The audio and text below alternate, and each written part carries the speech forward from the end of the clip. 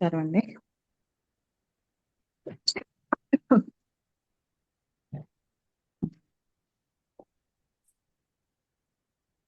నిన్న మనము షష్ఠీ సమాసాన్ని నిషేధ సూత్రాలు చూసాము.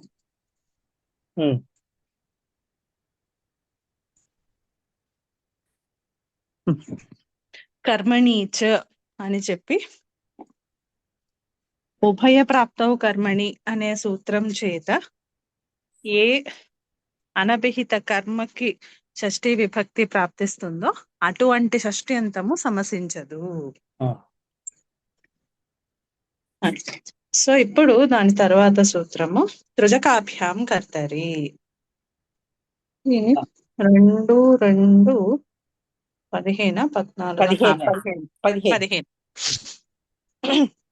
తృజకాభ్యాం కర్తరి. తృచ్చకాభ్యాం తృతీయ ద్వివచనము, కర్తరి సప్తమి ఏకవచనము. అనువృత్తిలో చూస్తే షష్ఠి నా అని ఉంది. సో ఇక్కడ మనకి తృతీయ తెలిసిపోయింది, అంటే తృజంతము అలాగే అక్క ప్రత్యయాంతము అని. సో ఇక్కడ అంటే మనకు ఒక్క బేసిక్ గా తెలుస్తోంది, షష్ఠి అంతం ఏదైతే ఉందో అది ఈ తృజంతంతో గాని ప్రత్యయ అంటే అక్క ఆదేశముగా వచ్చినటువంటి ప్రత్యయాంతంతో గాని సమసించదు. కానీ ఇక్కడ మనకు తెలియాల్సింది ఈ కర్తరి అన్నది దేనికి, ఇది ఖచ్చితంగా కర్తరార్థము. సో ఇప్పుడు ఇక్కడ మనకి కర్తరార్థాన్ని రెండింటికి ఆపాదించుకోవడానికి వీలుంది. ఒకటి షష్ఠికి ఆపాదించడానికి వీలుంది. అంటే అప్పుడు ఏమవుతుంది, కర్తరి షష్ఠి తృజకాభ్యాం నా సమస్యతే అవుతుంది. అంటే అనభిహిత కర్త స్థానంలో విధితమైనటువంటి షష్ఠి అంతము ఈ తృచ్చు అక్క ఆదేశంగా ఉన్నటువంటి ప్రత్యయాంతాలతో సమసించదు అనేటటువంటి అర్థం తెలుస్తోంది. అలాగే ఇంకొక అర్థం కూడా తెలుస్తోంది. ఏమని, ఈ కర్తరిని తృచ్ అకాభ్యాం దానికి మనము విశేషణంలో గ్రహించచ్చు కదా. అంటే ఇప్పుడు మనము ఒకటేమో షష్ఠికి పెట్టినప్పుడు ఒక అర్థం తెలుస్తోంది, అది ఇప్పుడు షష్ఠిని కాదు విశేషంగా చెప్పేది, తృచ్చులకు విశేషంగా చెప్తోంది అన్నప్పుడు ఏమైంది, షష్ఠి తృజకాభ్యాం కర్తరి నా సమస్యతే. అంటే అర్థము షష్ఠి అంతము తృచ్చు అక్క అటువంటి ప్రత్యయాంతాలు కర్తార్థంలో విధించబడినటువంటివి అన్నమాట అవి. అలా ఉన్నప్పుడు మాత్రమే షష్ఠి అంతము అటువంటి కృతంతముతో సమసించదు. అంటే రెండిటికి చాలా భిన్నంగా ఉన్నాయి కదా అర్థాలు. మరి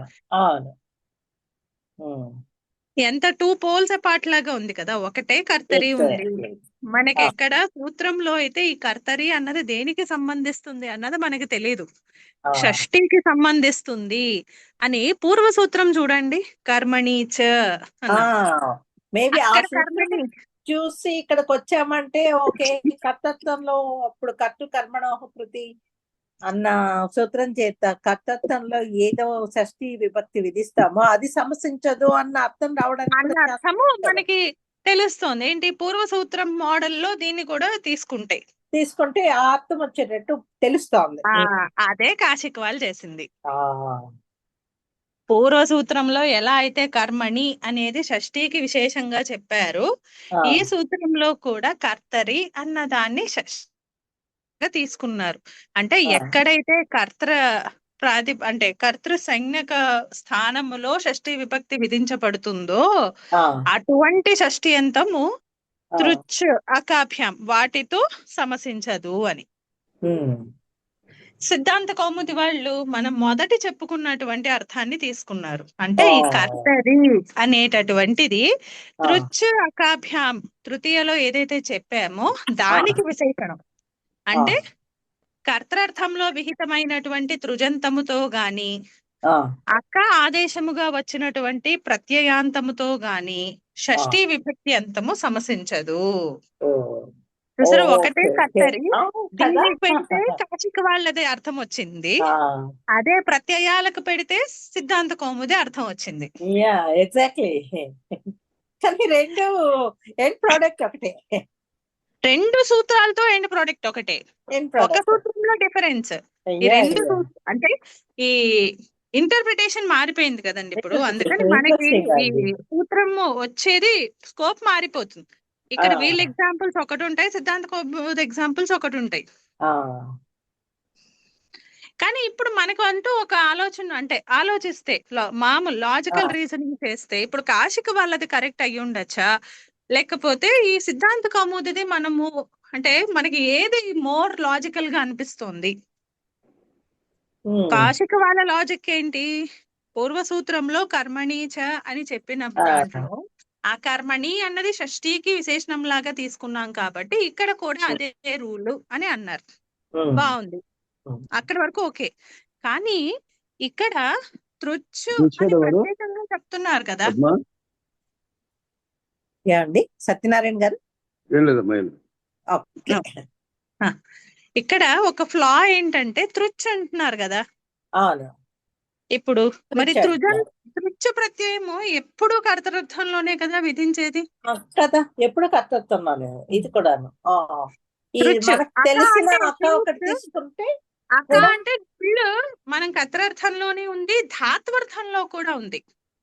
ధాత్వర్థంలో తృచ్చు తీసుకుంటే కర్తృర్థంలోనే ఉంది కదా. అంటే తృచ్చు మాత్రం కేవల కర్తృర్థమే కదా. మరి అది ఆల్రెడీ కర్తృర్థంలో ఉన్న విధిస్తున్నప్పుడు అసలు అలాంటి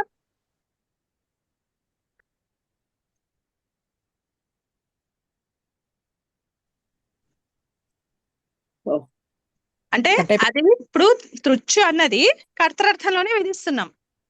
నాకే కట్ అయిందా, అందరికీ కట్ అయిందా అండి? కట్ అయిందండి. ఇలా అనుకోవచ్చు కదండి శ్వేత గారు. ఇది తృచ్చు సాచార్యంతో ఉంది కాబట్టి నీళ్ళు కూడాను అది కర్తృత్వంలో విధించే ప్రత్యయమే తీసుకోవాలి కూడా అనుకోవచ్చు కదా.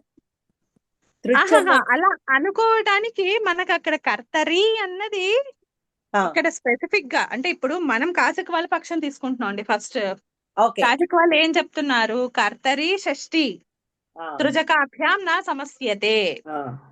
అంటే ఎక్కడైతే అనభిహిత కర్త ఉన్నాడో, అనభిహిత కర్తకి షష్ఠీ విభక్తి వచ్చిందో అటువంటి షష్ఠి అంతము తృజంతముతో గాని అకంతముతో గాని సమసించదు అని కాశిక వాళ్ళది. ఓకే, అది ఒక పరంగా అంటే ఒక లాజిక్ పరంగా ఆలోచిస్తే బానే ఉంది. ఎందుకని పూర్వ సూత్ర లైన్స్ లోనే ఉంది కదా. కర్మణీచ సూత్రంలో ఎలా ఆలోచించామో ఇక్కడ కూడా అలాగే ఉంది ఆలోచన కదా. కానీ ఇక్కడ టెక్నికల్ గా ఫ్లా వచ్చింది ఇక్కడ మనకి. ఏంటది? ఇప్పుడు తృచ్చు అంటున్నాం కదా, మరి ఇప్పుడు తృచ్చు ప్రత్యయం ఎప్పుడు కూడా కేవల కర్తృర్థంలోనే ఉంది. నుళ్ళంటే పోనీ మనకి కర్తృర్థంలోనే ఉంది ధాత్వర్థం కాబట్టి అక్కడ ఓకే. మరి కేవలము కర్తృర్థంలో తృచ్చు ఉన్నప్పుడు అసలు కర్తరి షష్ఠి అన్నది అసలు వ్యాలిడా? లేదు, నాస్తి అని ఇచ్చారు ఇక్కడ. ఎందుకని? అక్కడ మనకు ఆల్రెడీ కర్తృర్థంలో విధిస్తున్నాం కాబట్టి కర్త అభిహితం అయిపోయాడు. ఇంకా అలాంటప్పుడు ఇంకా అక్కడ కర్తకి షష్ఠి ప్రత్యయం అభిహిత కర్తకి షష్ఠి వచ్చే స్కోపే లేదు కదా, అసలు సంభావనే లేదు. అంటే ఏంటి, మనం ఇలా తీసుకుంటే డైరెక్ట్ గా తృచ్చుతో యోగం లేదు అంటే ఈ సూత్రంలో తృచ్చును తీసుకోవడానికి లేదు అని మనం చెప్పాల్సి వస్తుంది కదా. కానీ మామూలుగా ఆలోచించండి, ఇప్పుడు మొదటిసారి ప్రత్యయాన్ని గురించి ఇక్కడ చెప్తున్నప్పుడు ఇక్కడ అవసరం లేదు, తర్వాత సూత్రాల్లో తీసుకుంటాము అనడం కరెక్టా? ఇంకా అలాంటప్పుడు తర్వాత సూత్రంలోనే చెప్పొచ్చుగా. ఇప్పుడు ఇక్కడ తృచ్చు అవసరం లేనప్పుడు తర్వాత చెప్పొచ్చు కదా. అసలు అంటే ఇప్పుడే కదా మనకి తృజకాభ్యాం అని వచ్చింది. ఇదేం మనకు అనువృత్తిలో లేదు. అనువృత్తిలో ఉంటే చెప్పొచ్చు మనకి ఉత్తరార్థానికి ఇక్కడ తీసుకుంటున్నాము కానీ నాకు ఇక్కడ రెండు వద్దు, నాకు ఒకటే తీసుకుంటాను అని చెప్పొచ్చు మనం సూత్ర ప్రవర్తనలో. కానీ ఇప్పుడు మొదటిసారి కదా మనకు ఎన్కౌంటర్ అయింది తృజకాభ్యాం అన్నది. మరి అలా మొదటిసారి ఎన్కౌంటర్ లోనే నాకు తృచు వద్దు, ఇక్కడ నాకు తృతు పనిచేయదు అని చెప్పడం కరెక్ట్ అసలు? ఇంకా అలాంటప్పుడు ఇక్కడ ఆచార్యుల వారు తృచు చెప్పి అది అప్రసంగమే అయింది కదా, దాని బదులు నెక్స్ట్ దాంట్లో చెప్పుకోవచ్చు కదా. ఓకే, ఇదే క్వశ్చన్ కౌముదికారులు అంటారనమాట. మనకి ఎలాగూ ఇక్కడ తృజంతము కర్తను అభిహితం చేస్తుంది కాబట్టి ఇక్కడ కర్తరి అనభిహిత కర్తకి షష్ఠి విభక్తి వచ్చే సంభావనే లేదు. 100%, 99 కాదు, 100% లేదు. మరి అలా లేనప్పుడు మనము ఇక్కడ తృచ్ అని చెప్పడము ఆచార్యుల వారి అభిమతం కాదు.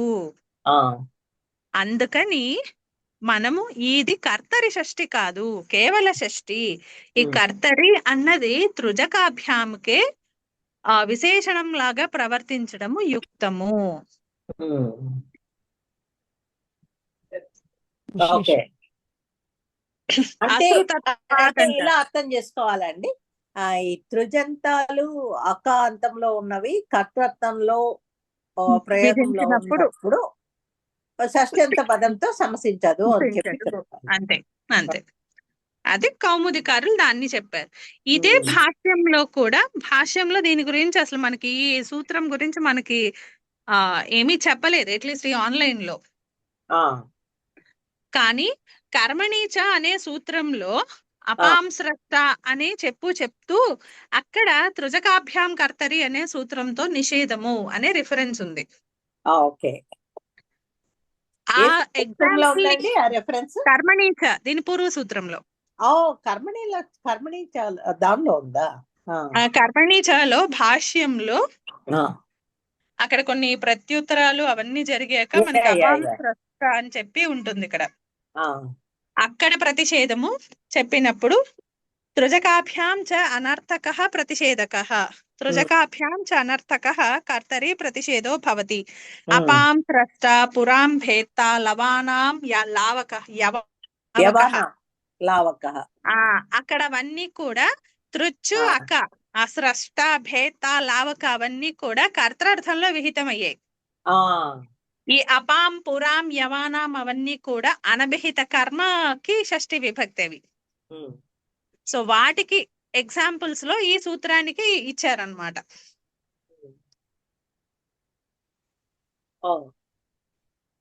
సో ఇది అక్కడ కౌముదికారులు మనకి బాలమనోరమలో మనకి ఇది కోట్ చేస్తారు. ఆల్రెడీ ఇది ఒకటి ఉంది. ఎలా మొదటిసారి తృజకాభ్యాం చెప్తూ ఇక్కడ తృచ్చు పనిచేయదు అని చెప్పడం సరికాదు, ఎందుకంటే అది అశ్రుతత్వాత్. ఎప్పుడు వినలేదు మనం ఎవరం కూడా తృచ్చు అన్నది కర్తరి భిన్న ప్రసంగంలో ఉపయోగించడం, కాబట్టి యుక్తం కాదు. అలాగే రెండవ రిఫరెన్స్ లో భాష్యంలో ఇక్కడ ఇలా తృజకాభ్యాం చ అనర్థక అదే ఈ సూత్రానికి గురించి రిఫర్ చేస్తూ దానికి ఎగ్జాంపుల్స్ లో అపాంశ్రష్ట పురాం భేత్త అనేటటువంటివి ఇచ్చారు. అంటే ఇక్కడ భాష్య వాళ్ళు అంటే భాష్యకారుల యొక్క మనోరథం కూడా ఇప్పుడు కౌముదికారులు చెప్పిందే. అంటే తృజకాభ్యాం అన్నదానికే విశేషణము కర్తరి, షష్ఠికి కాదు. ఓకే, అసలు అంటే ఒక్క పదములో ఒక్కొక్కళ్ళు ఒక్కొక్క రూట్ తీసుకోవడం వలన మనకి ఇక్కడ కాశిక సిద్ధాంత కౌముది మారిపోయింది.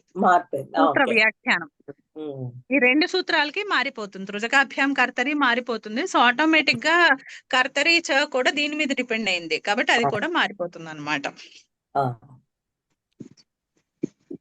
ఓకే, సో మనం కన్ఫ్యూజ్ అవుతాము అంటే రెండు చూడొద్దు, కేవలం కౌముది చూద్దాం. ఎందుకంటే కౌముది అదే దానికి ప్రమాణం ఉంది కదా, మునీనా అదే యథోత్తరం మునీనాం ప్రమాణ్యమో ఏదో ఉంది కదా, న్యాయము. సో దాంతో మనము కౌముది వాళ్ళనే తీసుకోవాలి. కాబట్టి కౌముది ఫాలో అవుదాము అంటే కేవలం కౌముది చూద్దాం. తృజకాభ్యాం కర్తరి కర్తరి. రెండు ఎక్స్ప్లెనేషన్స్ నాకైతే నచ్చిందండి పర్సనల్ గా, భలే ఉంది అది. It is like very interesting. ఆ కర్తరి అన్నదాన్ని ఎలా ఇంటర్ప్రిట్ చేశారు కౌముదికారుల ఇంటర్ప్రిటేషన్, సిద్ధాంత కౌముదికారులది ఇంట్రెస్టింగ్.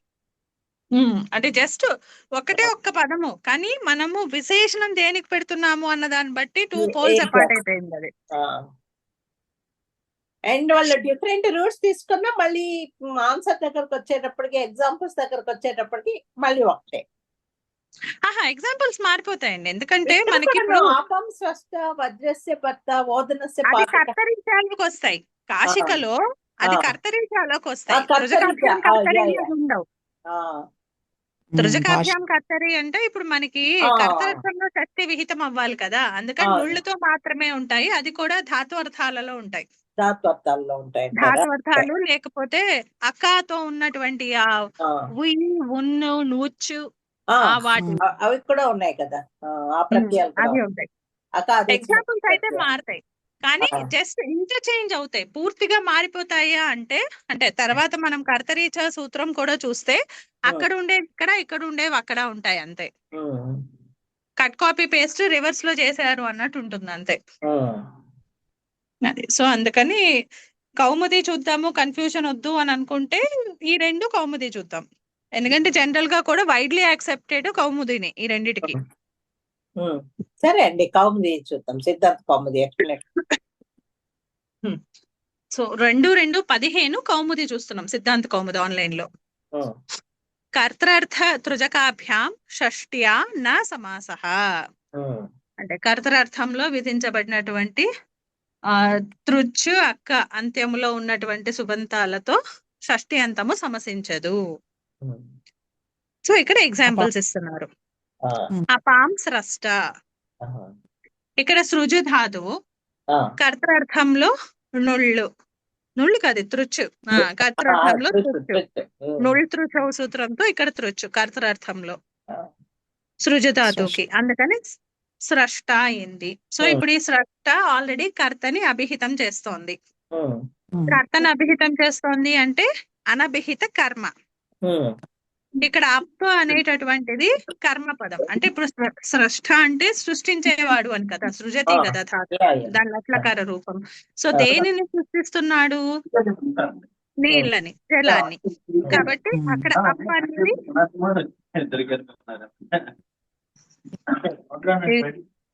అనంత్ గారు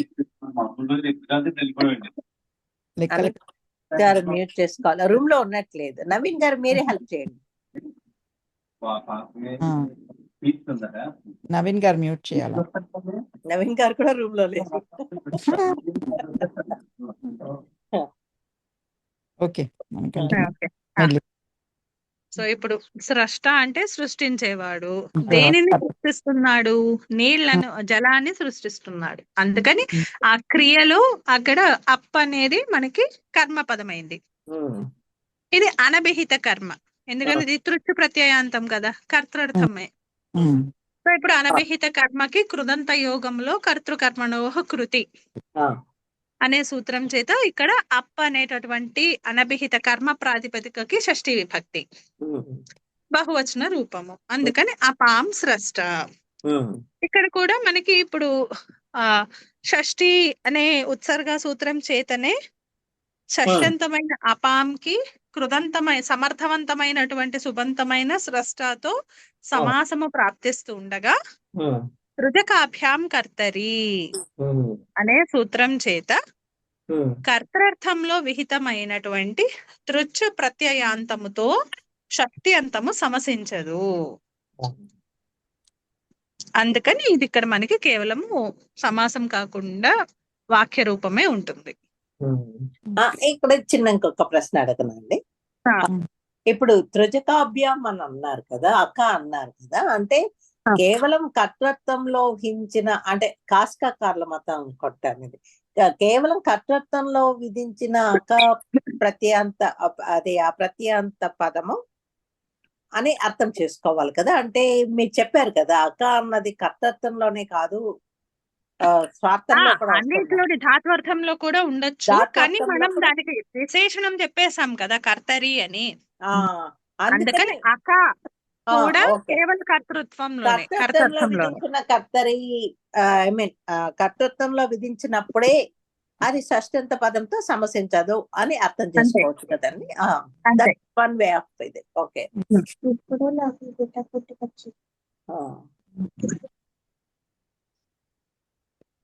ఓకే. సో ఇప్పుడు అక్క, ఇప్పుడు తృచ్ అంటే మనకి స్ట్రైట్ ఫార్వర్డ్. ఇప్పుడు అక్క అనేసరికి ఏమేం తీసుకోవాలి? కేవలం నుళ్ళు ఒకటే అనిపిస్తుంది కదా మనకి, అంతే కదా, కర్తృత్వంలో ఉండే నుళ్ళు. కానీ మనకి కర్తృర్థంలో ఉయ్యి ఉంది, ఉంది, నూర్చుంది, అన్ని కర్తృర్థంలోనే ఉన్నాయి. ఇవన్నీ తెలుసుకోవడం మనకి ఆ నావిగేట్ 2 లో ప్రకాశ అధ్యయనార్థం అనేటటువంటి మెను ఉంది, దాంట్లో కృదంత ప్రకరణం అని ఉంది. అక్కడ రెండవ ఐటెం కృదంత ప్రకరణం ఓపెన్ చేస్తే కృత్ ప్రత్యావళి, అక్కడ సెలెక్ట్ బాక్స్ ఉంది. అక్కడ మీకు అక్క అనే ఆదేశం టైప్ చేశారంటే అసలు మొత్తం ఎన్ని సూత్రాలతో అక్క అనేటటువంటిది వస్తుంది అన్నది కూడా ఇచ్చేస్తుంది. ఫస్ట్ అక్క అని టైప్ చేసిన వెంటనే మీకు 5 ఎంట్రీస్ కనిపిస్తాయి. నువ్వుచ్చు, ముళ్ళు, ఉయ్, ఉన్న, షున్న. ఒక్కొక్క దాని మీద మనం క్లిక్ చేసుకుంటే వాటికి కరెస్పాండింగ్ సూత్రాలు మనకు అక్కడ ఎక్కడ వస్తున్నాయి, ఎలా ఉంటాయి అని తెలిసిపోతుంది. ఓకే. ఇప్పుడు ఇందాకే ఏదో ఇది చేస్తున్నప్పుడు నుల్ అన్నది 2 నకారాలతో కనిపించింది ఒకటి. అది టైపోనా లేకపోతే అలా ఉందా? ఎక్కడండి? ఇక్కడ ఇందాక చూసాను, ఇందాక బ్రౌజ్ చేస్తున్నప్పుడు నాకు ఎక్కడ ఉన్నది మర్చిపోయాను. అది నుళ్ళ అండి, నుళ్ళ అది 2 నకారాలతో వస్తే దాన్ని ఎలాగ అర్థం చేసుకోవాలా అన్నది కొంచెం అదేమన్నా సూత్రంలో సంధి ఉండొచ్చు. నేను ఏదో బై గ్లాన్స్ అలా చూసి కన్ఫ్యూజ్ అయినట్టున్నా. అంతే. నుళ్ళు మీద ప్రెస్ చేస్తే మనకి 4 సూత్రాలు వస్తాయి.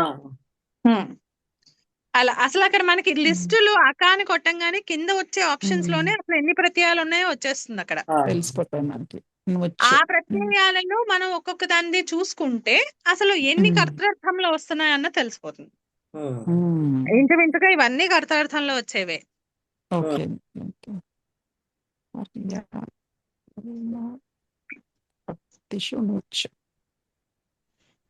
ఇందాక భాషల్లో మనం ఎగ్జాంపుల్ చూసారా, చదివాము యవానాం లావకహ అని. ఆ ధాతువుకి నుయ్యో అదే ఉయ్యో ఏదో వస్తుంది. అట్లా అన్నమాట. పదాలన్నీ లావక అలానే వస్తాయి, అదే అర్థంలో వస్తాయి, కర్తృర్థంలోనే. కాకపోతే జస్ట్ కొన్ని ధాతువులకి, అంటే ఒక 5 ధాతువులకి 2 ప్రత్యయాలు మారుతున్నాయి అంతే. అంటే అనుబంధ లోపాలన్నీ అయిన తర్వాత ఓ అన్నది ఎక్కడ మిగులుతుందో అప్పుడు అన్నది అక్క అన్నది ఆదేశంగా వస్తుంది కదా. అంతే.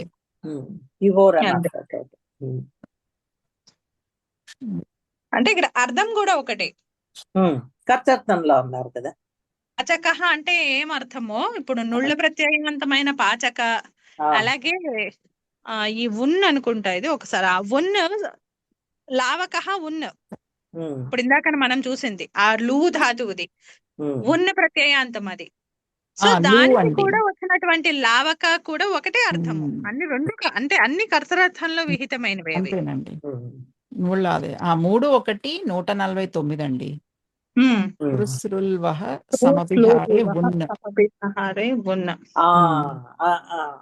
ఇంకొక పాయింట్ కూడాను అండి, ఇది బాలమనోరమలోను 3rd or 4th సెంటెన్స్ లో చూడండి, ఇది దాత్వత నిర్దేశే నుల్ అన్నారు. అది ప్రవర్తించదు అనమాట. దానికి ఇప్పుడు మనం చెప్తున్న సూత్రానికి సంబంధం లేదు. అది కర్తృత్వంలో కాదు కదా నుల్ విధించింది. ఇందాక మీరు చెప్పారు కదా పాయింట్. మనం ఇంకా ఫస్ట్ ఎగ్జాంపుల్ లో ఉన్నాము. ఇంకా అప్పుడే కర్తరి కిమ్ అన్న దాంట్లో ఎక్స్ప్లెనేషన్ లో వస్తుంది మీకు అది. Okay okay. బాలమనోరమలో ఫస్ట్ ఇచ్చేసారు, 4th సెంటెన్స్ ఏమో. Okay, maybe 5th. Okay. So ఇప్పుడు మనం అంటే ఇప్పుడు ఈ లిస్ట్ ఎందుకు అంటే మనకు అసలు అక్క అనగానే మన మైండ్ లోకి అసలు ఎన్ని ప్రత్యయాలు ఉన్నాయో తెలుసుకోవడానికి ఆ ప్రత్యయ విధానాలు అన్ని కూడా మనకి ఈజీగా ఎట్ గ్లాన్స్ లో ఈజీగా చేశారు ఆ సెర్చ్ లో. అయ్యా అండి, చాలా పనికి వస్తుందండి. మనం యూజ్ చేయడం మనకు తెలియాలే కానీ వండర్ఫుల్. కేవల క్యాచ్ అలా ఒక్కటే ఏంటి, అతృచ్చైనా అక్క అయినా 2 కూడా కర్తరార్థంలో మాత్రమే ఉండాలి అంతే. సో ఇప్పుడు ఇంకొక ఎగ్జాంపుల్ చూద్దాము. ఇందాక అపాంసరస్ట చూసాము, ఇప్పుడు వజ్రస్య భర్త. ఇది ఎవరైనా ప్రయత్నిస్తారా? వజ్రస్య భర్త ఇది భ్రూధాతు, భ్రూభరణే. ఈ ధాతు కంటే పరంగా తృచ్చు పెట్టుకున్నప్పుడు మనకి భర్తృ వస్తుంది. సుబంత కార్యాలు చేస్తే భర్త అనేది వస్తుంది. ఇప్పుడు ఇది కర్తృర్థంలో విధించినటువంటి తృచ్చు ప్రత్యయాంతం ఈ భర్త అనేది. ఇప్పుడు మనము ఈ భర్త అంటే దేన్ని భరిస్తున్నాడు అని అనుకున్నట్లయితే ఇది ఇక్కడ మనకి కర్మ ఏమో మనకి వజ్రం అని చెప్పొచ్చా? వజ్రం వజ్రం అనేది చెప్పాలంటే కర్మపదం అయిపోయింది. సో ఇప్పుడు ఈ భర్త చేత ఈ వజ్ర అనేది అభిహితం అవుతోంది. అంటే ఏంటిది? అది కర్తరార్థంలో కదండి. అంటే ఎవరైతే భరిస్తున్నాడో ఇంద్రుడు అక్కడ అభిహితం అవుతున్నాడు. కానీ అసలు కర్త అభిహితము ఇక్కడ కర్మ అంటే దేనిని భరిస్తున్నాడో అది వజ్రము అన్నది భర్త చేత అభిహితం కాదు.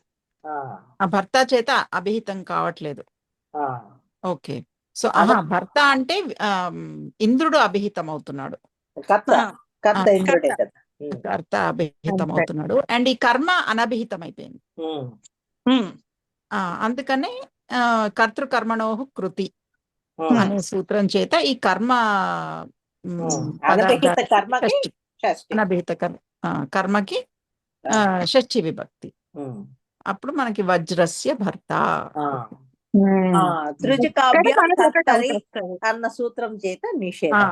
అంటే సామర్థ్యం ఉంది అక్కడ. అవును, దగ్గర సామర్థ్యం ఉంది. ఇది సమాసం. అవును, ఇది సమాసం అయ్యే సామర్థ్యం ఉంది. కానీ ఈ త్రిజకాభ్యాం కర్తరి అనే సూత్రం చేత నిషేధం. ఇప్పుడు మనకి ఈ సూత్రం బాగా అర్థమైంది కాబట్టి త్రిజకాభ్యాం కర్తరి. ఇప్పుడు యాజకాదిభిశ్చ అనే సూత్రం ఉంది చూసారా? అది నిజంగా ఎందుకు కావాలి అన్నది really we can appreciate now. Okay. ఇప్పుడు మీరే చెప్తున్నారు కదా, అక్క ప్రత్యయం ఎప్పుడైతే కర్తరార్థంలో విధించబడిందో అప్పుడు షష్ఠి అంతం సమసించదు అంటున్నారు కదా మరి త్రిజకాభ్యాం కర్తరితో. మరి ఇప్పుడు ఒక్కసారి యాజకాదిభిశ్చ సూత్రం ఒక్కసారి ఓపెన్ చేయండి. ఒక ఎగ్జాంపుల్ చూస్తే ఇంకొంచెం క్లియర్ గా ఉంటుంది. 2:9 అండి. 9. ఓకే. 2:2 అబ్రాహ్మణ యాజక ఉంది చూసారా? అది చూద్దాం.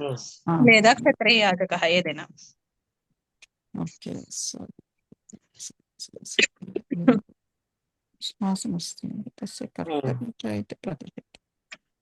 సూత్రం ఇదేమొద్దు, ఎక్స్ప్లెనేషన్ ఏం చూడద్దు. జస్ట్ బ్రాహ్మణస్య యాజక అనేటటువంటి లౌకిక విగ్రహ వాక్యము. ఇక్కడ మనం అసలు ప్రయత్నిస్తూ ఉంటే అసలు ఏం జరుగుతుందో తెలుసుకుందాం అంతే ప్రక్రియలో. ఇక్కడ అక్క వచ్చింది. ఇక్కడ యాజక అన్నారు కాబట్టి మీరు అక్క ప్రత్యయం వస్తుంది అంటున్నారా? అక్క ఉంది. ఏ అర్థంలో వస్తుంది అంటే కర్తరార్థమా, కర్మార్థమా, ధాత్వార్థమా? యాజక అంటే ఇది ఏమంటాం అండి? కర్తరార్థమేండి. ఇంకొక చిన్న క్లూ ఏంటంటే మనకి ధాత్వార్థ నిర్దేశేనుల్ వక్తవ్యః అనే వార్తికముతో ధాత్వార్థం చేసినప్పుడు ఆ వార్తికము స్త్రియాం క్తిన్ అనేటటువంటి స్త్రీ ప్రత్యయ అధికారంలో పఠించబడింది. కాబట్టి మనకి స్త్రీలింగంలా కనిపించేటప్పుడే మనం డౌట్ పడాలి, ఇది ఇక్కడ నిజంగా కర్తరార్థంలో ఉందా సెంటెన్స్ బట్టి, లేకపోతే ఇక్కడ ధాత్వార్థం ఉందా.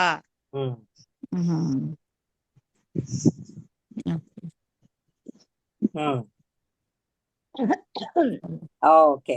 అంటే ఇది కేవలం ఇప్పుడు యాజకాదిభిశ్చ అన్నది అంటే యాజకాది అలా ఆ గణమలో పట్టింపబడ్డ శబ్దాలను తీసుకోవచ్చా అండి? యాజకాది గణమ అంతే అంతే. అంటే వస్తుంది అన్నది చూస్తున్నాం అంతే. మనం ఇప్పుడు ఆ సూత్రము అర్థం గురించి చూడట్లా.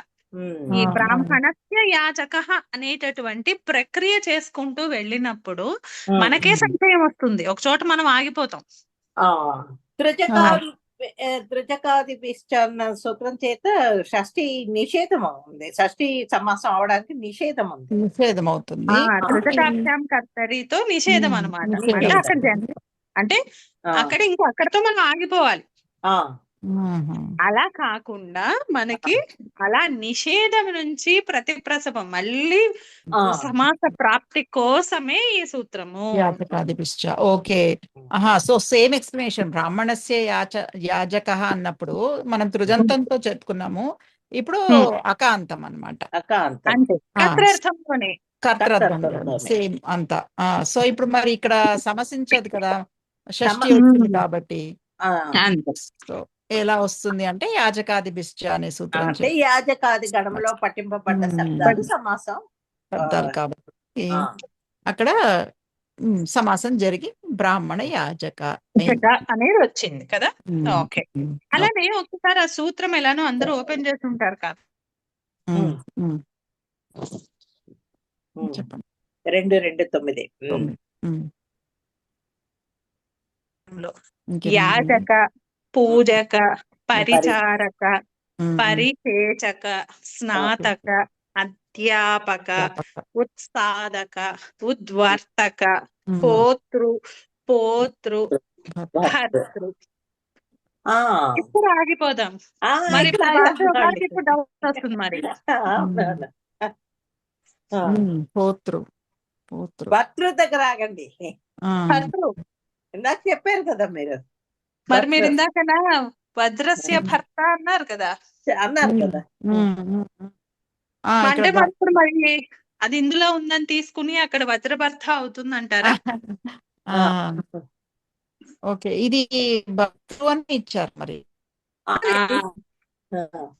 ఆ గణంలో పఠించబడ్డ మనకి కామన్ గా అంటే లౌకికంగా భర్త అనేటటువంటి శబ్దానికి రూఢి అర్థము పతి అర్థం. అది రూఢి. ఇంకా మిగిలినవన్నీ ప్రత్యయాల అంటే దాన్ని ఏమంటారు, నానార్థాలలాగా. కానీ రూఢి అర్థం మాత్రం పతి అనే అర్థము. కాబట్టి ఆ రూఢి అర్థంలో భర్తృ అనేటటువంటి శబ్దము యాజకాది గణంలో పఠించబడింది. Okay okay okay, interesting. అందుకని మనకి భర్త, వజ్రస్య భర్త అన్నప్పుడు అక్కడ రూఢి అర్థంలో భర్త శబ్దాన్ని వాడట్లేదు మనం. కేవలము ధాత్వర్థంలో అంటే ధాతువు ప్రత్యయము దాంతో పరంగా వచ్చినటువంటి అర్థాన్ని మాత్రమే ఉపయోగిస్తున్నాం. అంటే అది టెక్నికల్ గా యాజకాది గణంలో పఠించినటువంటి భర్తృ శబ్దాన్ని మనం ఉపయోగించడం లేదు. కాబట్టి నిషేధం విల్ స్టిల్ ప్రివైల్ అన్నమాట. ఇప్పుడు అదే భువః భర్త. ఇక్కడ భర్త అనేది ఈ భూభర్త అనేటటువంటిది విష్ణుమూర్తిని చూపిస్తోంది అని తెలుసండి మీకు. మీనింగ్ ద్వారా అయితే తెలుసు, మీనింగ్ తెలుసు. ఓకే, విష్ణుమూర్తిని చూపిస్తోంది. భువః భర్త అంటే విష్ణుమూర్తిని చూపిస్తోంది. అప్పుడు భర్త అన్నది ఏ అర్థంలో ఉన్నట్టు? కేవలము భూమిని భరించేవాడు అనే అర్థంలోనే ఉందా, లేదా భూమికి పతి అనే అర్థంలో విష్ణుమూర్తి ఉన్నాడు అక్కడ? భరించేవాడు అనే అర్థంలో. భూభర్తలో అక్కడ పతి అనే అర్థంలోనే. శ్రీదేవి భూదేవి కదా. Okay okay, భూభర్త. ఓకే, అంటే సమాసం అయింది అంటే ఇక్కడ పతి అన్న అర్థం అండి. అంతే, అందుకనే నేను ముందర భూభర్త అని తర్వాత మళ్ళీ భువః భర్త అన్నా. మనకి భర్తతో సమాసం అయ్యింది అంటే అక్కడ మన రూఢి అర్థమైనటువంటి పతి శబ్దము అర్థం తెలుస్తుంది. ఓకే, సమాసం కాలేదు అంటే అది నార్మల్ గా ధాతువు నుంచి వచ్చినటువంటి భరించేవాడు అని కేవలం అర్థం, అంతే. రూఢి అర్థం కాదు. బాలమనోరమలో ఒక్క వాక్యం అర్థం కాలేదండి, అది అది కొంచెం చెప్తారా? అది బాలమనోరమ యాజకాది దానిలోను భక్తి శబ్దస్య యాజకాదిత్వాత్ గుణోత్తరేణేతి అన్నారు. అదంటే అలా భూభర్త ఇది తృజంతస్య. మీరు చెప్పిన ఉదాహరణ ఏది? భూభర్త ఏది? సృజంతస్య ఎక్కడ వచ్చింది? బాలమనోరమలో ఉందండి. ఓకే, బాలమనోరమలో కర్మణి చ నిషేధః న కర్తుః ఏవ తత్ప్రవృత్తేః నను భువో భర్త భూభర్త ఇత్యత్రాపి నిషేధః స్యాత్ న చ భర్తృశబ్దస్య యాజకాదౌ పాఠాత్ భవతి ఇత్యేవ షష్ఠీ సమాసః. యాజకాదిభిశ్చ ఇత్యస్య ప్రతిప్రసవార్థత్వాత్ ఇది వాచ్యం. బాలమనోరమ చదవట్లేదు, ఇంకేవో చదువుతున్నాడు. చదువుతున్నానండి. తృజకాభ్యాం కర్తరి కదా చూడాల్సింది. ఒక నిమిషం, అందుకే ఇందాక ఇక్కడ 2:9 భూభర్త ఇది తృజంతస్య ఉదాహార్యం. అదేనా భర్తృ అదే శబ్ద అదే ఎక్కడ ఉందండి? సిక్స్త్ లైన్ ఇంకా అండి. కింద మీరు ఉందా? ఫోన్ చూసినట్టయితే భర్తృ సిక్స్త్ లైన్. శబ్దస్య యాజకాదిత్వాత్ భూభర్త ఇది తృజంతస్య ఉదాహర్యం. భర్తృ శబ్దస్య యాజకాదిత్వాత్ గుణాత్తరేణ ఇది.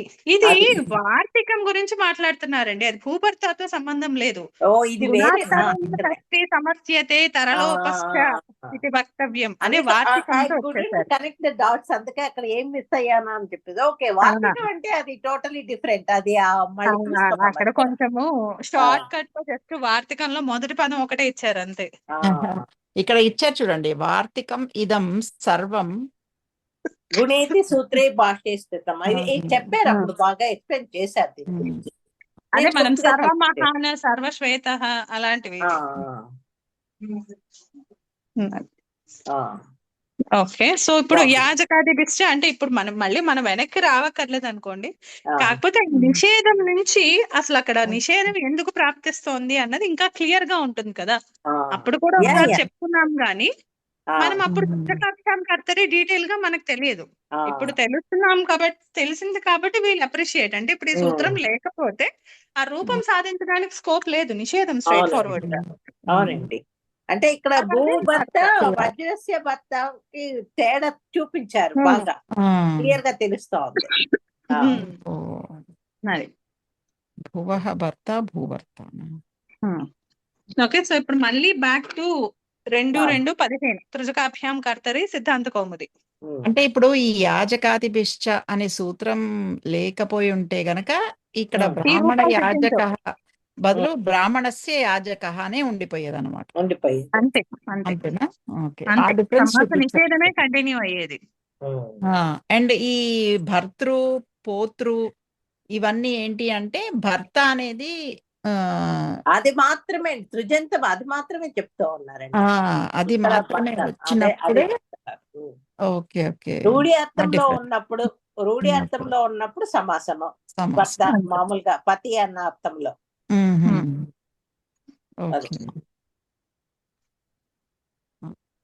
అది ఆ పాయింట్ చెప్పడానికని మళ్ళీ ఈ సూత్రంకి వచ్చాము. బాగుంది. ఆ సిద్ధాంత కౌముదిలో అదే ఇచ్చారు కదా, భూభర్త అనే ఇచ్చారు. భూభర్త అనే ఇచ్చారండి. ఇలా ఒక్క సెంటెన్స్ అంతా చేస్తే అంత అర్థం కావట్లేదు. ఇది చక్కగా క్లియర్ గా ఆవిడ చెప్పిన తర్వాత ఇప్పుడు చదివితే సెంటెన్స్ ఎంత బాగా అర్థం అవుతుందో చూడండి సిద్ధాంత కౌముదిలో. అంతే అండి. పత్యర్థ భర్తృ శబ్దస్య యాజకాదిత్వాది సమాసః. బాగుందండి. సో ఇప్పుడు ఇంకొక ఎగ్జాంపుల్ కూడా ఇదే, మనం 2 చూసాము ఇప్పుడు. అపాంసరస్ట చూసేము, వజ్రస్య భర్త చూసేము, అలాగే ఓదనస్య పాచకః.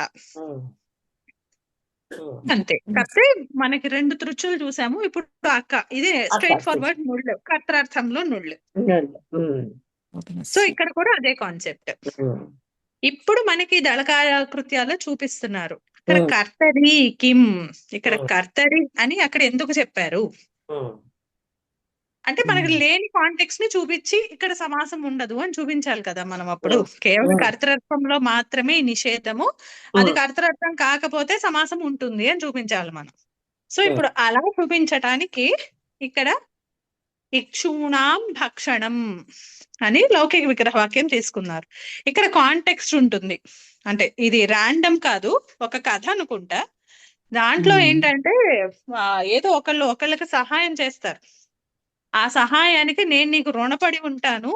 ఏం రుణపడి ఉంటాడట, ఆ చెరుకులు ఇస్తాను అని మాట ఇస్తాడట. అంటే ప్రత్యుపకారం కింద నేను నీకు చెరుకు గళ్ళు ఇస్తాను అని. ఆ చెరుకు గడులు నువ్వు నాకు ఇస్తానన్నావు, నువ్వు నాకు బాకీ పడ్డావు అని అంటే ఆ ప్రత్యుపకారం చేసిన వాడు ఇంకొకళ్ళని చెప్తున్నాడు అనమాట ఈ స్టేట్మెంట్. యాక్చువల్లీ మే ధారయసి, నాకు నువ్వు బాకీ పడ్డావు. ధారయసి ఇక్కడ బాకీ పడ్డావు, అక్కడ రుణార్థంలో వచ్చింది. అక్కడ ఎలా అర్థం చేసుకోవాలి? చతుర్థి, అది చతుర్థి. ఎందుకంటే ఎప్పుడైతే ధారయసి అంటూ అక్కడ రుణార్థం కనిపిస్తోందో మనకి ధారేహే ఉత్తమర్ణః అనేది ఉంది కదా, ఆ, ఆ. ఆ సూత్రం చేత మనకి ఇలా అప్పు అనేటటువంటి చతుర్థి. కాన్సెప్ట్ లో ఎవరైతే అప్పిస్తున్నారో వాడికి చతుర్థి విభక్తి. ఓకే. సో అందుకని నాకు నువ్వు, నాకు మే అక్కడ మహ్యం అన్నమాట. నాకు బాకీ పడ్డావు, దారేసి బాకీ పడ్డావు. ఏం బాకీ పడ్డావు? ఇక్షుపక్షికాం, చెరుకులు ఇస్తా అన్నావు తినడానికి, అవి బాకీ పడ్డావు నువ్వు నాకు. దాని యొక్క బాకీ అన్నమాట. ఓకే, లిటరల్ ట్రాన్స్లేట్ చేసి. సరే. సో ఇప్పుడు అది కాంటెక్స్ట్.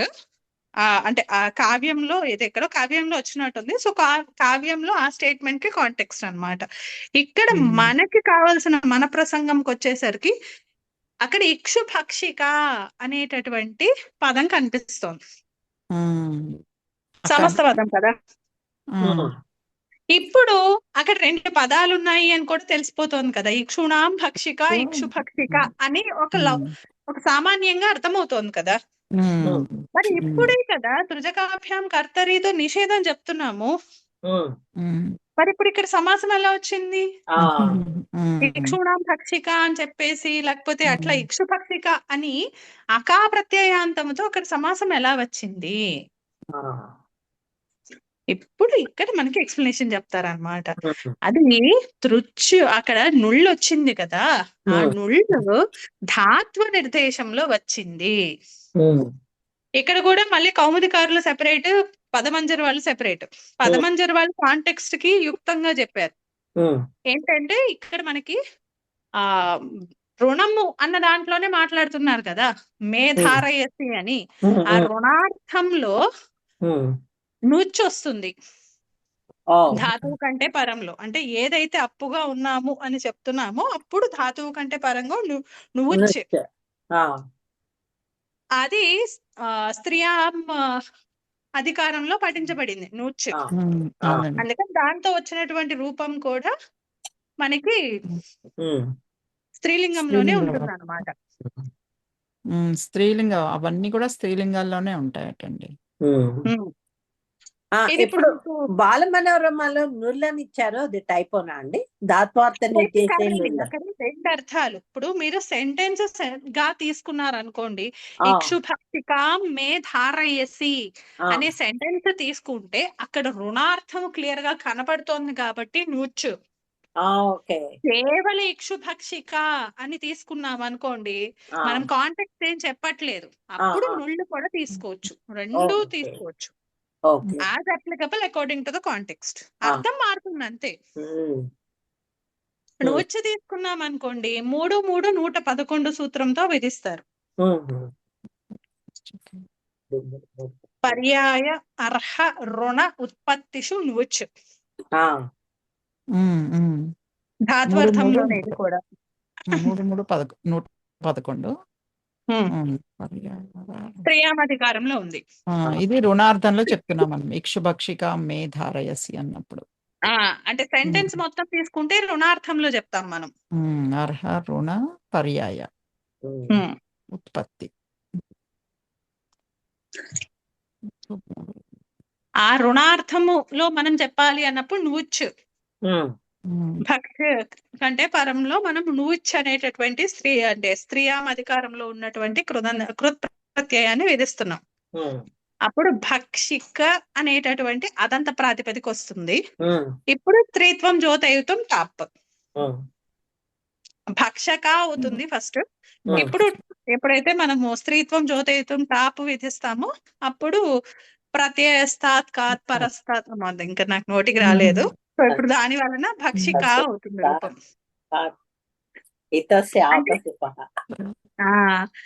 అక్కడ అర్థం ఏమైంది? భక్షిక అంటే అక్కడ రుణార్థంలో, అంటే భక్షణ ఏదైతే తినే పదార్థం ఏదైతే ఉందో అది రుణార్థంలో ఉంది, అంటే అది ఇంకా ఇవ్వాలి అని చెప్పడం అన్నమాట. సో ఇప్పుడు అలా నూచి ఉంది. ఇది కూడా మనకి అధికారాల్లో చూస్తే అకర్తరి చ కారకే సంజ్ఞాయాం భావే 2 అధికారాల్లో ఉంది. ఇక్కడ మనము అర్థం ధాత్వర్థంలోనే తీసుకుంటారు దీన్ని. అంటే ఏమంటే టెక్నికల్ గా భక్షణం అని చెప్పచ్చా ఇప్పుడు? భక్షిక అంటే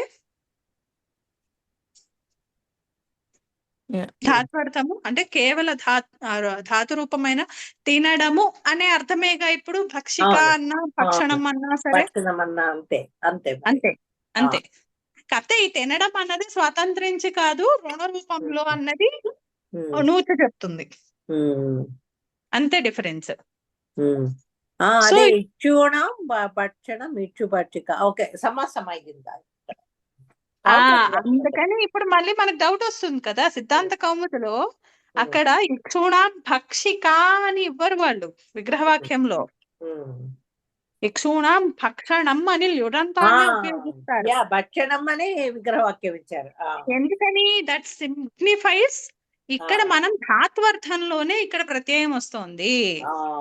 ఓకే ఇప్పుడు మనము ఇక్షుణాం భక్షిక ఇక్షు భక్షిక అని చెప్పేసామంటే కన్ఫ్యూజ్డ్ స్టేట్ లోనే ఉంటాం మనం, సెంటెన్స్ అవును మొత్తం తెలియకపోతే అసలు అక్కడ అవును ఏం జరుగుతోంది ఎందుకు వస్తుంది అని. యా ఆ కన్ఫ్యూజన్ కాకుండా క్లారిటీ కోసం అని చెప్పి అక్కడ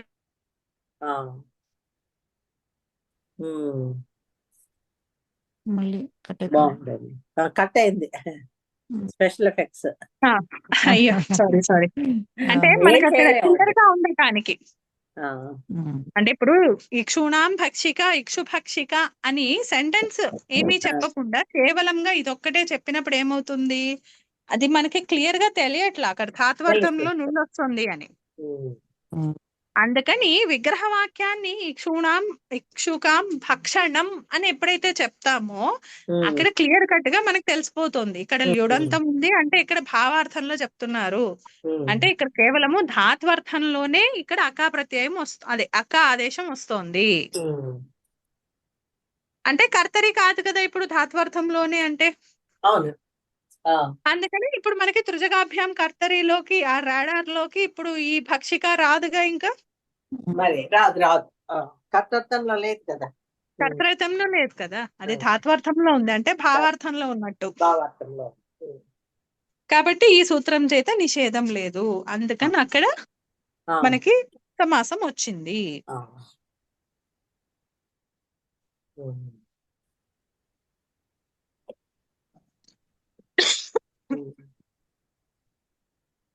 అలానే ఇక్కడ ఇంకొకటి కూడా ఇచ్చారు చూడండి, ఇంకొక ఇంట్రెస్టింగ్ టాపిక్ సిద్ధాంత కౌముదిలోనే లాస్ట్ లైన్ భూభర్త చెప్పేశాక కథం తర్హి ఘటానాం నిర్మాతుః త్రిభువన విధాతుశ్చ కలహః ఇది ఒక సెంటెన్స్ ఉందన్నమాట కావ్యంలో.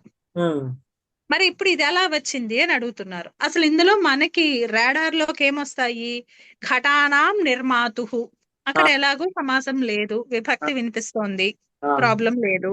నెక్స్ట్ ఏముంది, త్రిభువన విధాతుశ్చ అక్కడ సమాసం సమస్త పదమే కదా అది, త్రిభువన విధాత దాని షష్ఠి. అంటే ఆ కుండలను నిర్మించే వాడికి అలాగే ఈ 3 లోకాలను పాలించే వాడికి ఇద్దరికి కలహం ఏంటి అని చెప్పడం అన్నమాట. మరి అక్కడ త్రిభువన విధాత అన్న చోట విధాతుహు అని ఇచ్చారు అంటే షష్ఠిలో ఇచ్చారు, అంటే ప్రథమ ఏమైంది, త్రిభువన విధాత అయింది.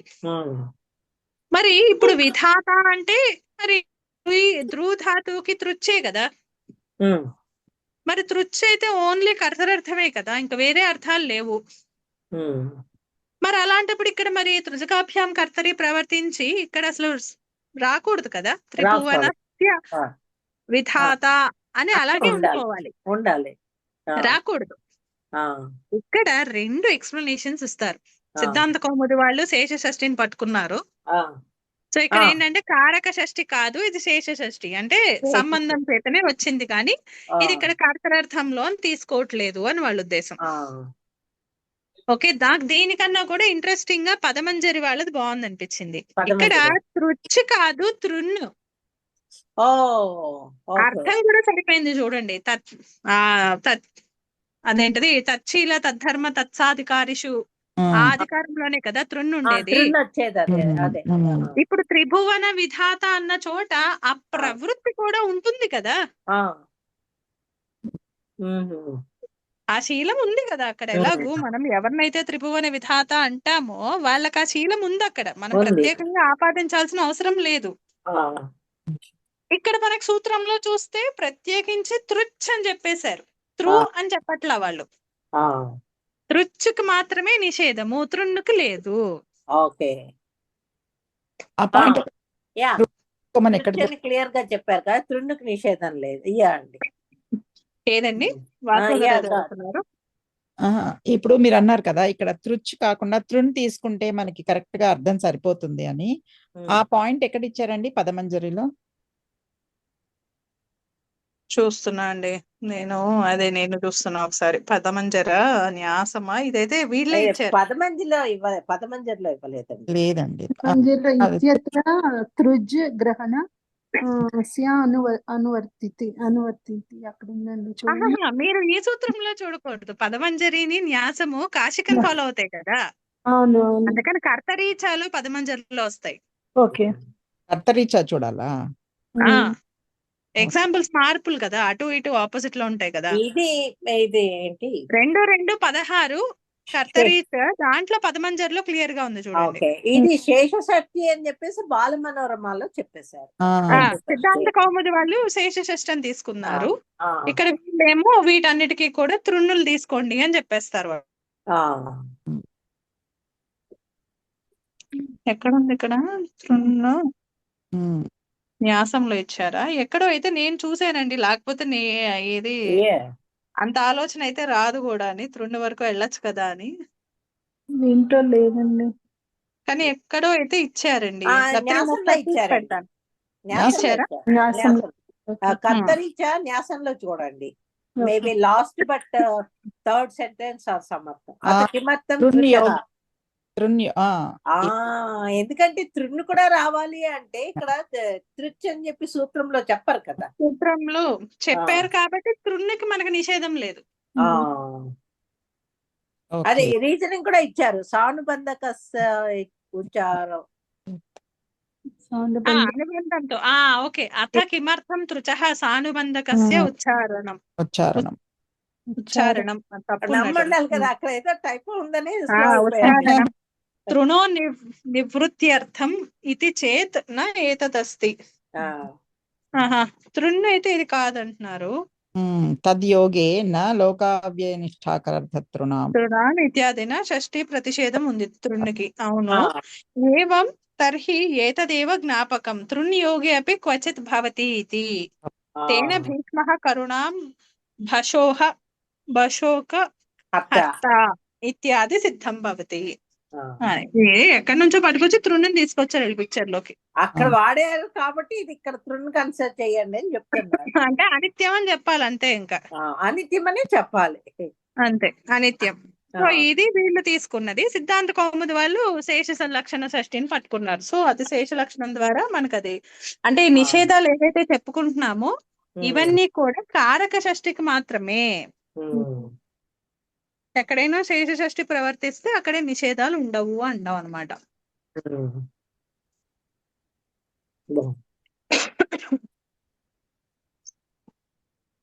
సో ఇది తృజకాభ్యాం కర్తరి. అంటే ఏదో కాస్త తృణ్ దాని గురించి కూడా కొంచెం ఐడియా ఉంది కాబట్టి ఇది వరకు ఇప్పుడు ఆంజనేయ గురువు గారు దగ్గర చదువుకున్నది. భీష్మః కురుణాం భశోక హర్త. ఈ భశోక హర్త ఏమన్నా ఐడియా? కొంచెమన్నా మీనింగ్? నాకైతే లేదండి.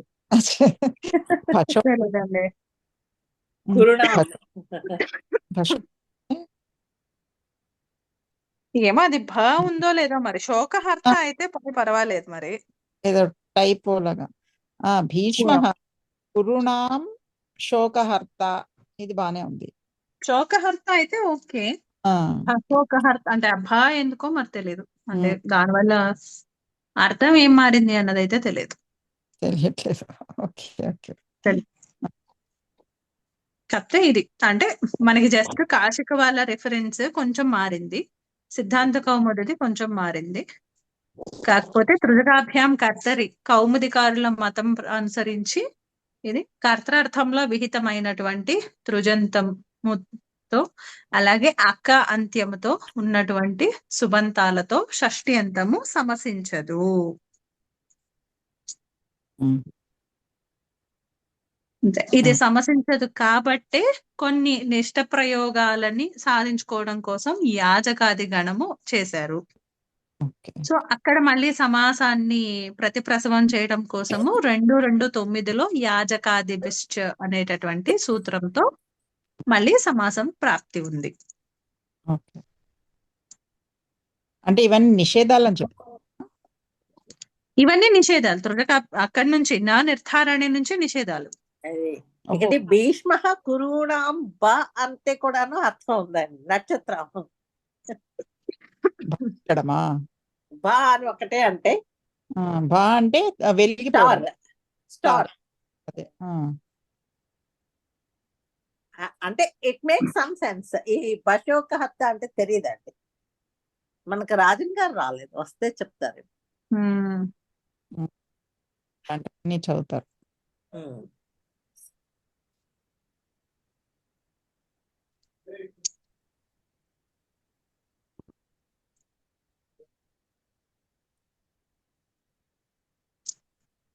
ఓకే. ఓకే. సో అది తుజకాభ్యాం కర్తరి. కొంచెం ఫాస్ట్ గా ఈ కర్తరీచ చూసేద్దాం, ఎందుకంటే ఇది జస్ట్ కొంచెం మారుతుంది అంతే. 2:2:16 కర్తరీచ సిద్ధాంత కౌముది. కర్తరీచ అంటే ఇప్పుడు మనకి అర్థమైపోయింది. ఇప్పుడు ఈ కర్తరి ఇంకా తప్పనిసరిగా షష్ఠీకే రావాలి. ఎందుకని ఆల్రెడీ త్రిజకాభ్యాం కర్తరి అన్నది పూర్తిగా ఇక్కడ అనువృత్తిలోకి వస్తుంది. మొత్తం సూత్రం వచ్చేసి త్రిజకాభ్యాం అనువృత్తిలో ఉంది. అంతే అంతే. ఇక్కడ మళ్ళీ ప్రత్యేకించి కర్తరీచ చెప్పారు కాబట్టి ఇది షష్ఠీకి మనకి విశేషణం అవుతుంది. అందుకని ఏమైంది ఇప్పుడు కర్తరీచ అన్నది షష్ఠీ విభక్తి అంటే అనభిహిత కర్తకి ఎక్కడైతే షష్ఠీ విభక్తి ప్రాప్తిస్తుందో అటువంటి షష్ఠ్యంతము తృజంతముతో గాని అకంతముతో గాని సమసించదు. ఒక నిమిషం అండి, ఒక నిమిషం. ఇప్పుడు ఈ త్రిజకాభ్యాం కర్తరి అనేదేమో ఈ తృజంతము అక అంత కర్తరార్థంలో విహితం అవ్వాలి. కర్తృత్వంలో విహితమైనప్పుడు అవి ఉత్తర పదాలు. అవి ఉత్తర పదాలు. ఓకే. అటువంటి వాటితో షష్ఠ్యంతం సమసించదు అని. సమసించదు. ఓకే. కర్తృత్వంలో అని చెప్పారు కాబట్టి కర్తరి వచ్చింది. త్రిజకాభ్యాం కర్తరి అని ఈ సూత్రం కర్తరి అని ఉంది. ఆల్రెడీ అనువృత్తిలో చూసుకుంటే త్రిజకాభ్యాం ఉంది. మరి ఇప్పుడు ఇది మళ్ళీ త్రిజకాభ్యాంకే కర్తరి అని చెప్పాలి అంటే సూత్రమే అవసరం లేదు కదా. అందుకే అదే అందుకని ఇది షష్ఠీకి విశేషణం. ఇది కర్తరి. కర్తరి షష్ఠి త్రిజకాభ్యాం న సమస్యతే. Okay okay. అనభిహిత కర్తర్థంలో విహితమైనటువంటి షష్ఠ్యంతము తృజంతముతో అకంతముతో సమసించదు. సో దిస్ షష్ఠి ఇస్ పాయింటింగ్ టు దిస్ కర్తరి ఇన్ ద సూత్రం అన్నమాట. కర్తరి షష్ఠికి విశేషణం. కర్తరి షష్ఠి. ఓకే. కర్తరికి అంటే కర్తృత్వంలో ఎక్కడైతే షష్ఠి విభక్తి వచ్చిందో అది సృజంతం తోటి అకాంతం తోటి సమసించదు. సో ఇప్పుడు దీనికి పూర్వసూత్రానికి డిఫరెన్స్ ఉందా లేదా? ఇప్పుడు త్రిజకాభ్యాం కర్తరి అన్నప్పుడు దానికి ఆ అర్థానికి కర్తరీచ అనేటటువంటి సూత్రార్థానికి రెండిటికి డిఫరెన్స్ ఉందా లేదా? సేమా? ఇప్పుడు అక్కడ కర్తరి త్రిజకాభ్యాం కర్తరిలోనేమో ఏదైతే మనకి తృజంతము అకాంతం ఉన్నప్పుడు అక్కడ షష్ఠి సమసించదు.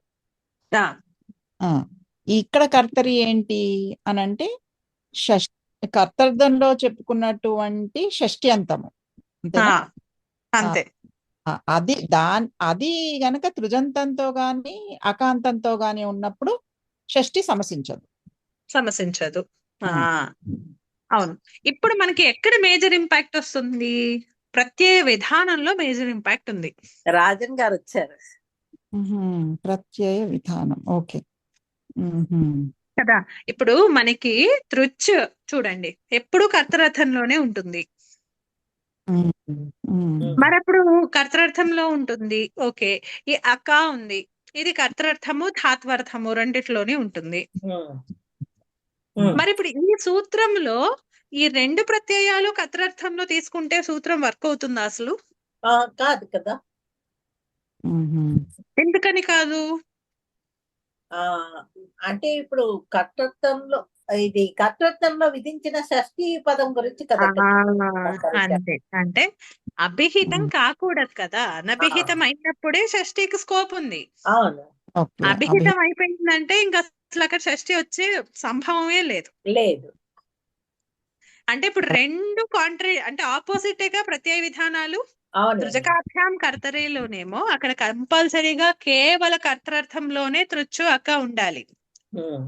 ఇక్కడ కర్తరీలోనేమో ధాత్వర్థంలోనో లేకపోతే కర్తృ భిన్న అర్థంలోనే తృచ్చు అక్క ఉండాలి అంతే. ఓహో, ఓకే ఓకే. ఎందుకని మనకి కర్తరి షష్ఠి రాదు కదా, లేకపోతే అనభిహిత కర్తకి షష్ఠి అంటే అనభిహితం అవ్వాలి కర్త. అవును, మరి ఇప్పుడు మనం కర్తరిలో ప్రత్యయ విధానం ఉందంటే అసలు అక్కడ కర్త అభిహితం అయిపోతాడు. అప్పుడు అసలు ఈ సూత్ర పరిధిలోకే మనం రాము. అవునండి. షష్ఠి అసలు షష్ఠి అంతమే ఉండదు కదా మనకి. అంటే ప్రత్యయ విధానం మారింది. పూర్వ సూత్రంలోనేమో తృజకాభ్యాం కర్తరిలో కర్తర్థంలోనే ఉండాలి. కర్తరీచలోనేమో తృచ్చు అక కర్తృ భిన్న అర్థాలలో ఎప్పుడైతే మనం విధిస్తామో అప్పుడు మాత్రమే అప్లై అవుతుంది. ఇక్కడ కూడా పాస్కా కారణం మాత్రం టోటలీ డిఫరెంట్ గా ఉంది చూడండి. Okay okay. కర్తరీచ యౌ తృజకౌ తాభ్యాం సహ షష్ఠీ నా సమస్యతే అని చెప్పేశారు. ఇక్కడ కర్తర్థంలో తృచ్చు అక విధించింది. ఇది మనము తృజకాభ్యాం కర్తరిలో కౌముది, కర్తరీచాలో కాశిక సేమ్. తృజకాభ్యాంలో కాశిక, కర్తరీచాలో కౌముది సేమ్. అదే పక్షాలు మారిపోయినాయి. ఒకే ఒక కర్తరి అన్న పదము దేన్ని మొదట విశేషణం తీసుకున్నారు అన్న దాన్ని బట్టి మారిపోయినాయి రెండు. సో ఇప్పుడు మళ్ళీ ఇంకొక క్వశ్చన్. ఇప్పుడు మనకి తృజకాభ్యాం అన్నది అనువృత్తిలో ఉంది కదా, మరి ఇప్పుడేమో మనము కర్తరీ చ అన్న దాంట్లో కర్తరి అన్నది షష్ఠికి మనము విశేషణం లాగా చెప్తున్నాము.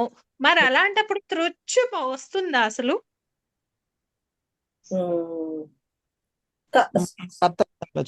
అంటున్నారా? మళ్ళీ ప్రశ్న మళ్ళీ అడగరా, నేను వినలేదు. ఇప్పుడు మనకు కర్తరీచ సూత్రంలో అనువృత్తిలో తృజకాభ్యాం ఉంది. అవును కదా. ఈ కర్తరి అన్నదేమో షష్ఠికి వర్తిస్తోంది. షష్ఠికి వర్తిస్తుంది. మరి ఇప్పుడు అనువృత్తిలో తృచ్చు ఉంటే మనకు అసలు ఈ సూత్ర పరిధి సెట్ అవుతుందా అసలు? సంభవం లేదు. అంటే తృజకాభ్యాం అన్నది అనువృత్తి కింద వెళ్ళడం కోసం తృచ్చు వచ్చినట్టు ఉంది అంతే. ఇక్కడ పూర్వ సూత్రాల్లోకి వెళ్ళడానికి, పరసూత్రాల్లోకి వెళ్ళడానికి, ఉత్తరార్థానికి వెళ్ళాలి అని చెప్పాలి. కాకపోతే మనకి ఉత్తరార్థంలో కూడా అక్కడ తృచ్చులు పని లేదు. నెక్స్ట్ సూత్రంలో నిత్యం క్రీడా జీవికయోహలో కూడా. కానీ ఆల్రెడీ మనం అనువృత్తి ఉన్నదాన్ని వాడుకుంటున్నారు అంతే. మనము ఆల్రెడీ ఇదివరకు చూసుకున్నాం కదా చాలా చోట్ల. అనువృత్తి వచ్చినంత మాత్రాన సూత్రంలో ప్రవర్తించాలి అనేటటువంటి నిత్య నియమం అయితే లేదు. ఎక్కడ ప్రవర్తిస్తుందో, ఎక్కడ పాజిబుల్లో అక్కడ ప్రవర్తిస్తుంది, ఎక్కడ నాట్ పాజిబుల్లో అక్కడ ప్రవర్తించదు అంతే. ఓకే, అనువృత్తిలో ఉన్నంత మాత్రాన అది ప్రవర్తించాలి ఈ సూత్రంలో కూడా అనేమి రూల్ లేదు అని లేదు. సో ఇక్కడ తృచ్ అనేది ఇక్కడ మనకి అసలు వర్తించదు ఈ సూత్రంలో, ఎందుకంటే ఇది కర్తృ భిన్న అర్థంలో ఉండదు తృచ్, అంతేనా? ఉండదు అంతే. ఓకే, విధాయక సూత్రం అసలు ఏమీ లేదు కాబట్టి అసలు కర్తరీచ సూత్ర పరిధిలో తృచ్చు అన్నది అనవసరం అక్కడ.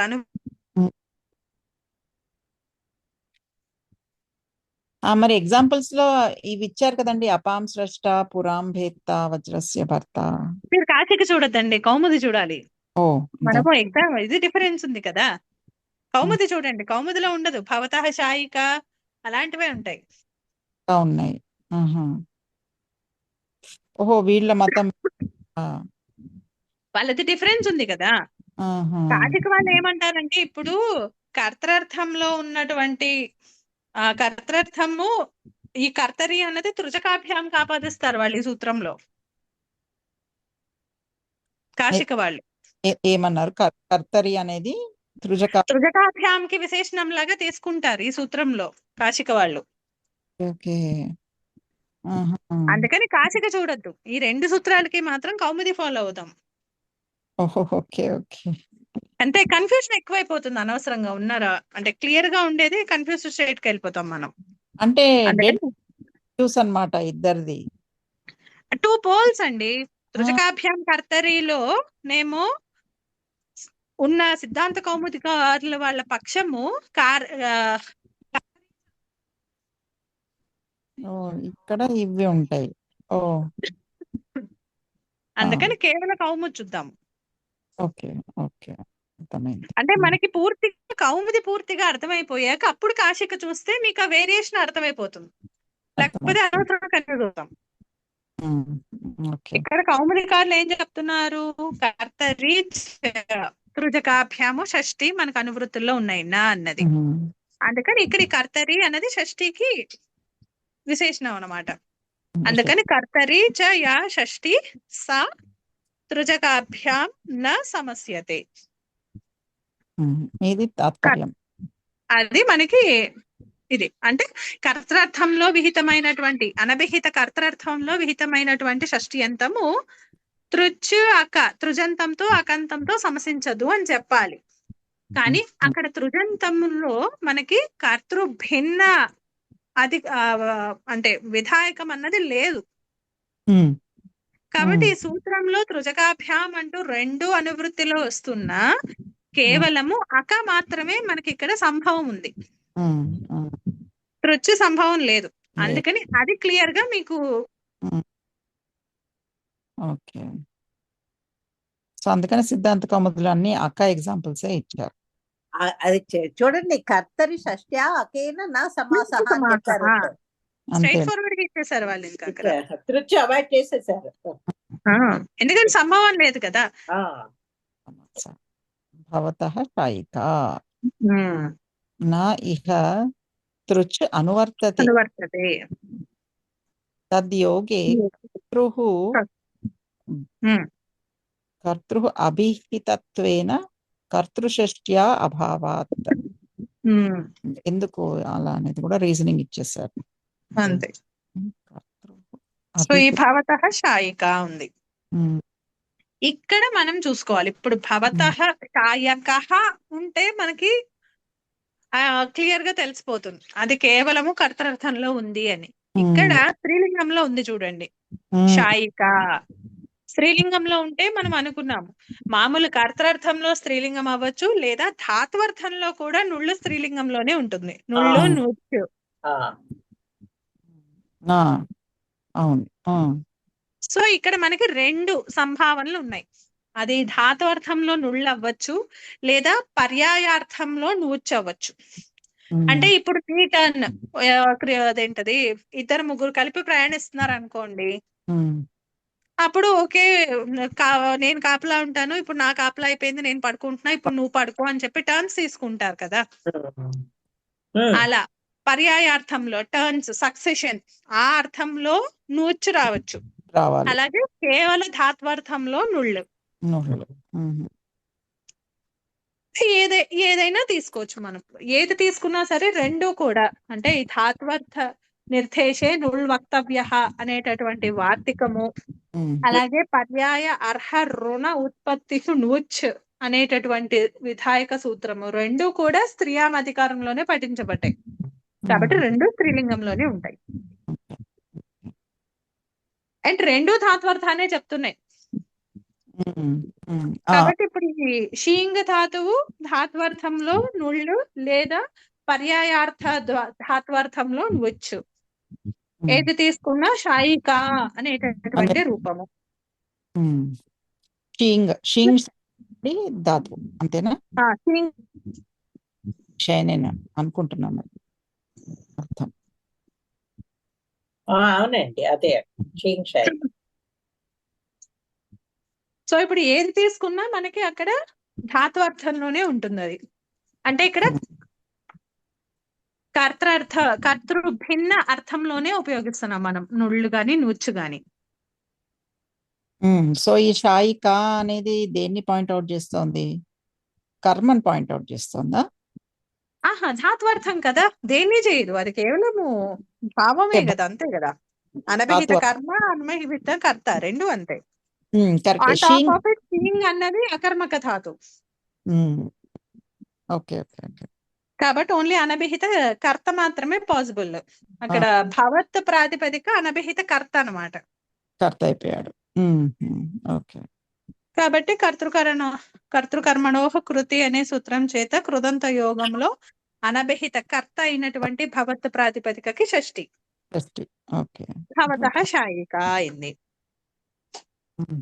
సో ఇప్పుడు ఇక్కడ షష్ఠి అనే సూత్రంతో సమాసం ప్రాప్తిస్తూ ఉంటే కర్తరీచ అనే సూత్రం అనే దాన్ని సూత్రం చేత తృచ్చు అక, తృజంతము తృజంతం చెప్పక్కర్లేదు, అకంతము కర్తృ భిన్న అర్థంలో విహితమైనప్పుడు అనభిహిత కర్తృ స్థానంలో వచ్చినటువంటి షష్ఠి అంతంతో సమాసము నిషేధించబడింది.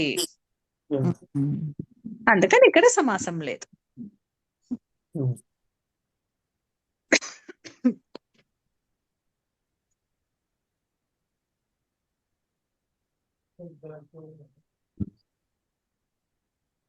సో ఇవి ఇక్కడ మనం ఏదైతే కర్తరి చలో కౌముదిలో చూసామో ఇవే ఎగ్జాంపుల్స్ మీరు తృజకాభ్యాం కర్తరిలో కాశిక్ లో కనిపిస్తాయి. ఇంకొన్ని ఎక్స్ట్రా ఉంటాయి అక్కడ. భవతః షాయిక, భవతః ఆసిక, ఇది మీరు కూర్చొనే ప్లేస్ అన్నట్టు. అలాగే భవతః అగ్రగామిక అంటే మీరు ముందర వెళ్ళండి అని చెప్పడము, లేదా వెళ్తున్నారు అని చూపించడము. ఓకే. భవతోగ్రగామిక అంటే భవతః అగ్రగామిక. ఓకే, అదనమాట. జస్ట్ ఒక్క కర్తరి అన్న ఒక్క పదాన్ని ఇద్దరు డిఫరెంట్ గా ఇంటర్ప్రిట్ చేసుకోవడం వలన ఈ రెండు సూత్రాలు కాంట్రాస్టింగ్ గా ఉంటాయి కాశికకి కౌముదికి. సో కౌముదిలో తృజకాభ్యాం కర్తరి అనేది కర్తర్థంలో విహితమైనటువంటి తృజంతముతో అకంతంతో షష్ఠి అంతము సమసించదు. కర్తరీచ అనే సూత్రమేమో కర్తర్థంలో అనభిహిత కర్తర్థంలో విహితమైనటువంటి షష్ఠి అంతము అకంతముతో సమసించదు. క్లియర్ గా ఇచ్చేస్తారు. దానికి వీళ్ళు ఒక చిన్న ఇది కూడా ఇస్తారు. ఎక్కడో చూసాను నేను, ఎక్కడ దురద వచ్చింది కదా అని శృంగాలతో అండూయనం చెయ్యం కదా, అలానే ఇక్కడ కూడా అనువృత్తి తృచ్చి ఉంది కదా అని చెప్పి ఇక్కడ వాడము అని చెప్పారు వాళ్ళు. ఎక్కడ చూసానో చెప్తాను, బాగుంది అనిపించింది నాకు. మొదటిసారి ఏంటి వీళ్ళు ఇలాగా సర్కాస్టిక్ రిమార్క్ దేని మీద చేస్తున్నారు అన్నది అర్థం కాలేదు. 1-2 సార్లు చదవాల్సి వచ్చింది. కర్తరి చాలా ఇచ్చారా? కర్తరి చాలా బాల మనోరంలో లాస్ట్ లైన్. ఓకే. కండూయనం నా శృంగేణ సమాస నిషేధస్య శృంగేణ కండూయనం నా కర్తవ్యం ఇతివత్ అసంభవ పరాహత్వాత్ ఇత్యర్థః. ఓకే, ఇక్కడ నుంచి సెంటెన్స్ ఎక్కడ? తత్ సమాస నిషేధస్య అక్కడ నుంచి అక్కడ టైప్ ఉంది. శృంగేణ శృంగేణ కండూయనం నా కర్తవ్యం ఇతివత్ దానిలాగా అసంభవ పరాహత్వాత్, అది సంభవించే ప్రాబబిలిటీయే లేదు కదా అసలు, అందుకని ఇక్కడ అనువృత్తిలో లేదు అని చెప్తున్నారు అన్నమాట. ఆ రిఫరెన్స్ బాగుంది అనిపించింది. శృంగేణ ఖండోయనం నా కర్తవ్యం.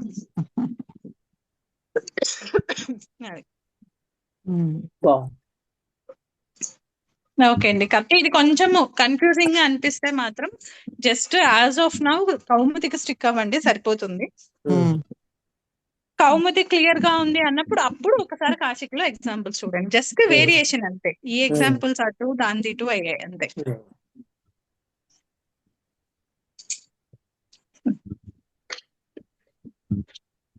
సరే అండి అయితే. సరే. ఓకే అండి, నేను కూడా ఉంటాను ఇవాళ. ఆ. శ్రీరామ జయ రామ జయ జయ రామ. ధన్యవాదాలు. నమస్కారం. ఒకసారి చూడండి.